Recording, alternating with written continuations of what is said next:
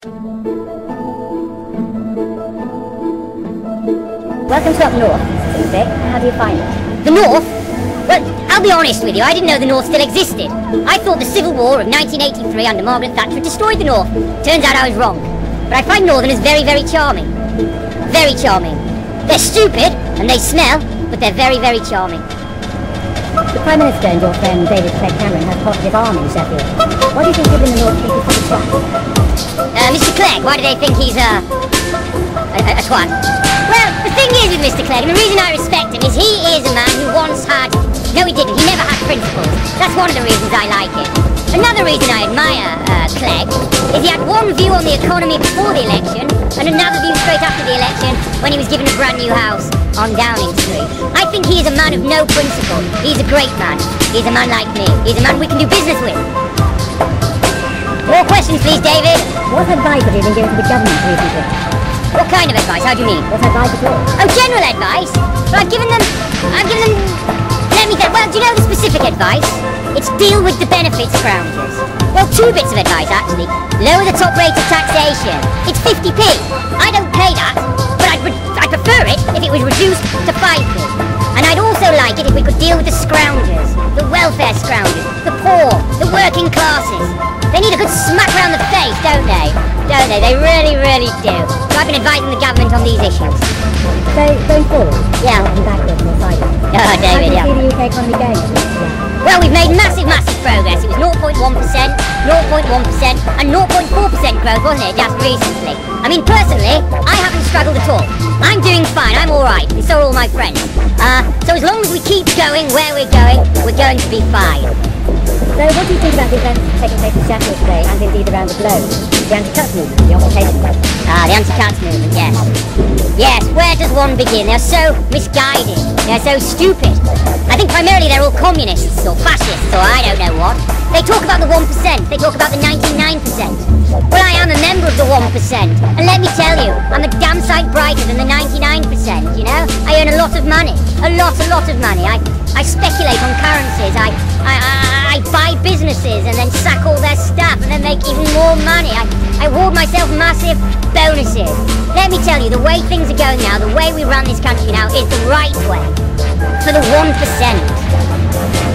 So what's your occupation? Sorry, what do I do? Well, as I said, I buy companies, I gut them, I get rid of all the stuff and I sell them on for a massive profit. I speculate on currencies, I own a lot of property in the south, I own a lot of crappy property in the north, I overcharge the tenants, I do a number of things. I've got many fingers in many pies. What do you say to those who call you a shivering, money-grabbing, trade-grabbing bastard? I say thank you. That's a lovely compliment. And what's your take on tax avoidance? On tax avoidance, I'm very much for tax avoidance. If you want to keep the wealth creators in this country, if you want people like me to stay in this country, I have to avoid paying tax. Why should I pay any taxation at all? Why? Why? I contribute so much already. It's trickle-down economics. That's what it is, it's trickle-down economics. And we know that your take on tax avoidance is around about £5 billion, is that right? That's correct. Well, £10 billion. Now, what's your views on banks? I love banks, I really do adore them. If my one wish is that they could have less regulation or be self-regulated. And what are your views from the windows of your 10-bedroom house in the Caribbean tax haven? Beautiful. It's a really wonderful property. It really, really is. I just wish I didn't have to spend so much time over there so that I didn't have to pay tax over here. It's such a pain. Your wife is supposed to take all your income from your twin company and avoid paying any tax at all. Yes, she is, yes. Tell us something about that. Who inspired you to do that? Who inspired me? Well, I was at lunch with my friend Sir Philip Green and we were talking about money, about how to make more money, about how not to pay, how not to pay excess in taxation. And I guess Sir Philip is my inspiration in many, many ways. Now, recently, there have been reports of a Russian call girl called Nadia. Yes, Nadia. Blackmailed you out of £1 million for taking pictures of you dressed as a Russian call girl called Nadia, wearing your mum's knickers. What do you say to that? Yes, I can't deny those stories. I do know a Russian call girl called Nadia, and she's lovely, she's wonderful. And I did buy her a £2 million ring. Does she like your ring? I don't like the tone of your question, David. What's your views on the Eurozone? What are my views on the Eurozone?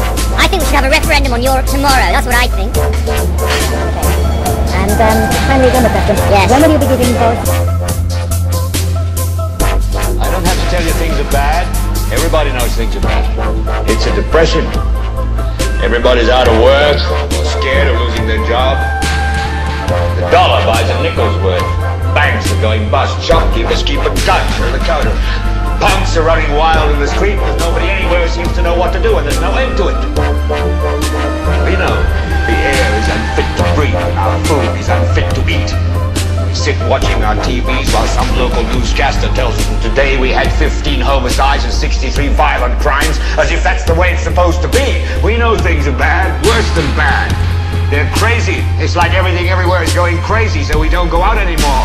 We sit in the house, and slowly the world we're living in is getting smaller, and all we say is, please, at least leave us alone in our living rooms. Let me have my toaster and my TV and my steel-belted radios, and I won't say anything. Just leave us alone. Well, I'm not going to leave you alone.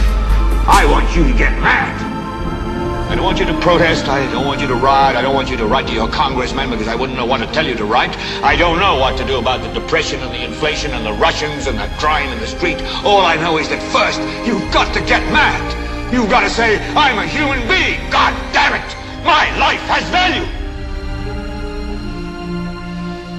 So, I want you to get up now. I want all of you to get up out of your chairs. I want you to get up right now and go to the window, open it, and stick your head out and yell, I'm as mad as hell, and I'm not going to take this anymore. Then we'll figure out what to do about the depression and the inflation and the oil prices. But first, get up out of your chairs, open the window, stick your head out and yell,